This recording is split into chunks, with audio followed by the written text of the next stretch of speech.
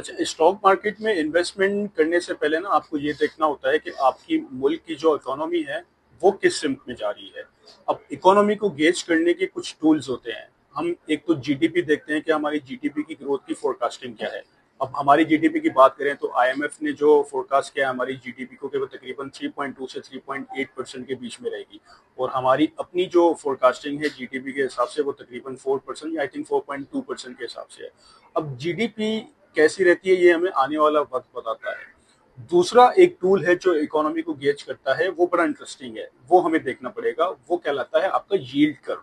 अब yield curve कैसे होता है कि आप जैसे एक ग्राफ देख रहे हैं, ठीक है, इसमें अगर आप देखेंगे ग्राफ में तो हमें तीन लाइंस नजर आएंगी, तीन किस्म के कर्व्स नजर आते हैं। ये आपको हर मुल्क की सेंट्रल बैंक की कोई भी वेबसाइट होगी ना, वहां से आपको पता लगेगा। यील्ड क्या चीज होती है? यील्ड हम उसको कहते हैं इकोनॉमिक्स की जबान में कि जो हमें रिटर्न के ऊपर प्रॉफिट मिलता है ना, जो परसेंटेज मिलता है उसको हम यील्ड कहते हैं। अब हम किस यील्ड कर्व की बात कर रहे हैं? हम यील्ड कर्व में हमारे जो बॉन्ड्स होते हैं, जैसे हमारे ट्रेजरी बिल्स हो गए और पाकिस्तान इन्वेस्टमेंट बॉन्ड्स, ये दो आपने नाम सुने होंगे, जो कि गवर्नमेंट ऑफ पाकिस्तान इशू करता है। सो इन बॉन्ड्स की यील्ड्स में जो डिफरेंस होता है ना, वो हमें यील्ड कर्व में नजर आता है।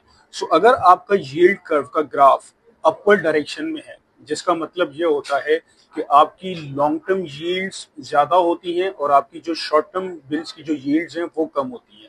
सो अगर इसमें ये डिफरेंस होता है तो आपका जो कर्व है वो अपवर्ड स्लोप की तरफ होता है, और ये आपको सिग्नल करता है कि आपकी इकोनॉमी जो है it's going towards in a very strong direction.